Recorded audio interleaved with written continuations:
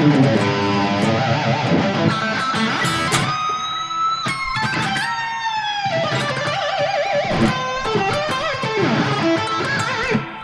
a little bit of fun there. Hey guitar playing champions, have you ever wondered how some blues and blues rock guitar players get that super cool, super dirty, nasty, stanky face sound when they play? Hi, I'm Tom Hess, and when I was learning to play guitar, I learned a bunch of blues and rock and metal licks, but whenever I tried to get that bluesy stank sound on guitar, I couldn't get it. I'd get the tablature, learn the licks note for note, and still not get the stank on those notes. I couldn't figure out what I was doing wrong. Now later, a guitar teacher of mine showed me what was missing, and ever since that day, I could get that gritty, dirty stank sound. Guitar playing is a lot more fun now.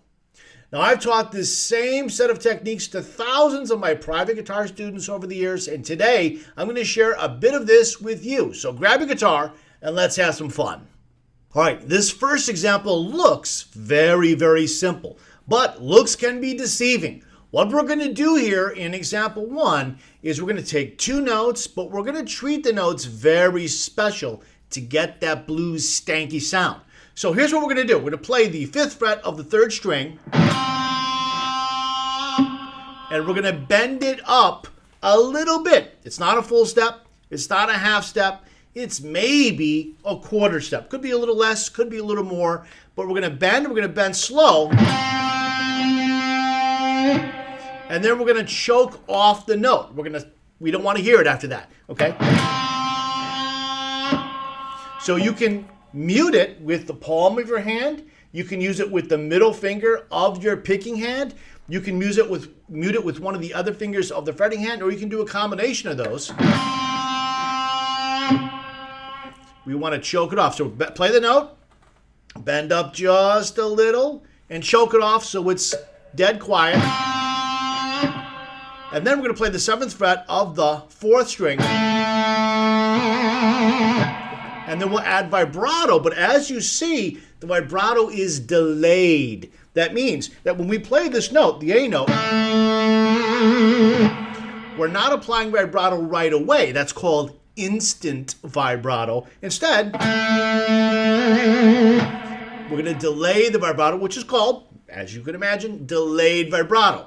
So there are 3 things that are important to make this example sound cool and to get that blues stanky sound. The first is you bend the 5th fret just up a little bit, then we choke it off. That's the second most important part. Then the third part is where we're going to play the final note, the A note, with the delayed vibrato. So all together, it's this.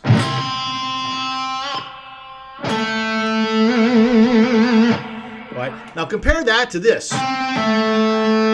Right? That's lame. No stank on those notes. That's lame. That's not really good either. That's the sound we're looking for this example. So hope you got your guitar in your hands. Pause the video. Try it out.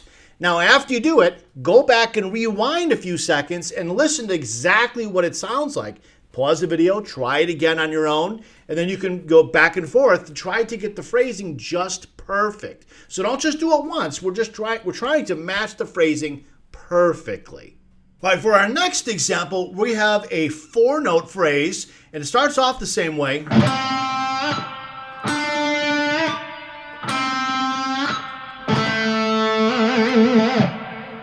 So we've got the 5th fret, choke off that note. Same thing on the 7th fret, then back to the 5th fret, choke it off. And a nice delayed vibrato there at the end. So all together, it's like this.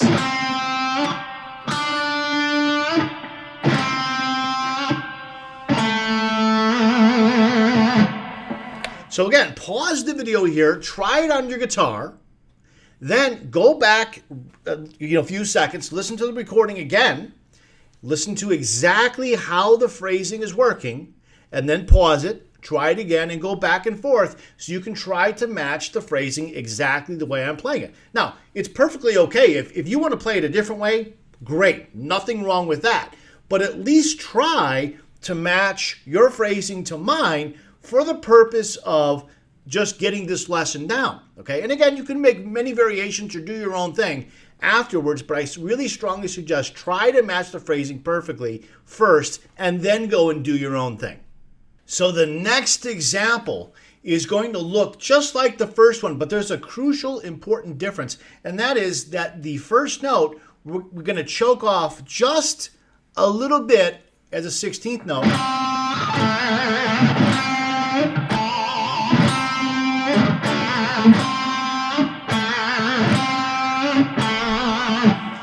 So it doesn't last as long, the note we're playing, and we're choking it off just for a short moment before we play the second note.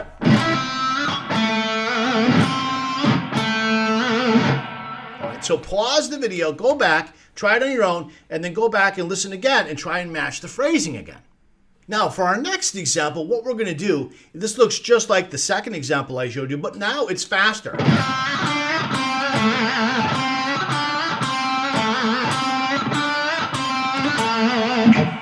So here, again, we've only got a 16th note that we're going to be using as rest or choking off the notes. So it's a little quicker. So notice it doesn't sound like this.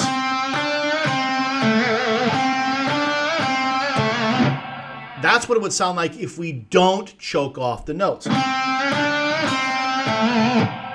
That's not the sound we're looking for this example. We're looking for this one.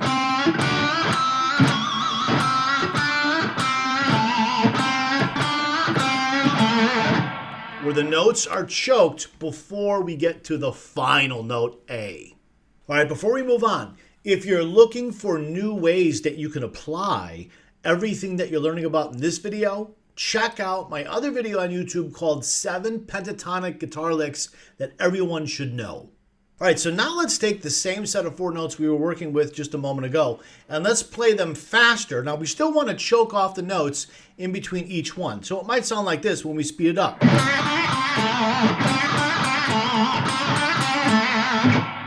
So again, the notes are going by, and we're trying to choke them off, put a tiny little rest, very short, quick rest, in between each one of the notes. Let's change the rhythm a little bit. And now let's do triplets.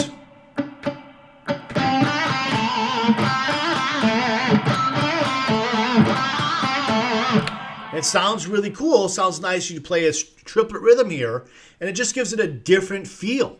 Next, let's try these as double stops.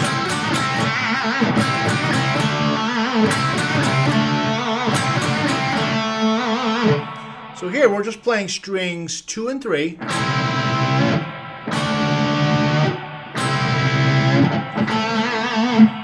So I'm using one finger, third finger here, first finger here. Then we have our delayed vibrato there at the end. Short, little tiny choking off of each of the double stops will make it sound a little bit different and pretty cool. All right, for the next example, we're going to have the D note, instant vibrato. I'm going to slide up to it. You don't have to, but I'm slide into it.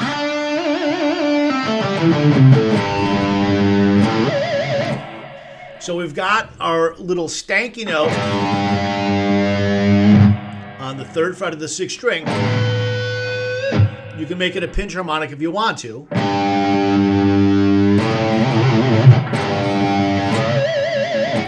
Sometimes it's cool to put a pinch harmonic on the G note or on the A. Either way, you'll see that above the notation it says retard. That means to gradually slow down the speed.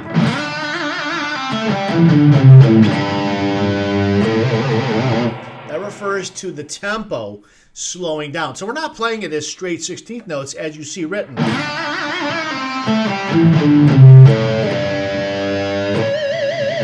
So retarding a phrase is really common, and that is I don't use the word retard as like retard, like a derogatory term. It's an actual musical term for slowing down the tempo, usually at the end of a section or at the end of the song. and it sounds really cool. And if you want to make it sound a little grittier, you can add a little bit of palm muting on the lower string. And it sounds really cool, pretty mean. All right, so let's talk about how would you practice this stuff. Well, to get that blues stank guitar phrasing, that Stank-Face sound, remember that you want to just bend the string up just a little bit, not a half step, not a whole step, just a little bit. And when you choke off the note before you play the next one, that adds to that stanky feeling. It's a really cool sound. Of course, you can use it in blues. You can use it in rock. You can use it in any style that you want. So if you don't want to play straight blues, no problem at all. If you want to do blues rock or metal or something else, you can still get those dirty blues lick sounds with that blues-like stanky phrasing. And it's very, very cool. If you like my videos on YouTube, you are going to love my personalized breakthrough guitar lessons. I'm going to show you exactly how to transform your guitar playing from being just okay to being really awesome, even if you feel stuck right now or you're having some self-doubts about yourself as a player. Just imagine how much better your guitar playing is going to become when you know exactly what to do, exactly how to do it, exactly how to practice, and you have the guidance and roadmap to get you there.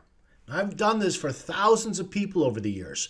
And if you're willing to do some work, if you'll practice at least 30 minutes a day and do exactly what I teach you to do, I am absolutely certain I can help you become the guitar player you want to be. Now, unlike other lessons out there on the internet, you're not going to get some generic cookie cutter lessons from me. Instead, you're going to get lessons customized to you, to who you are, what your goals are, your challenges, your strengths or weaknesses, your learning style, experience, frustrations, and most importantly, to who you want to become as a guitar player. So, check out my breakthrough guitar lessons at tomhess.net/guitar and see if they're right for you. And I'll see you on the other side.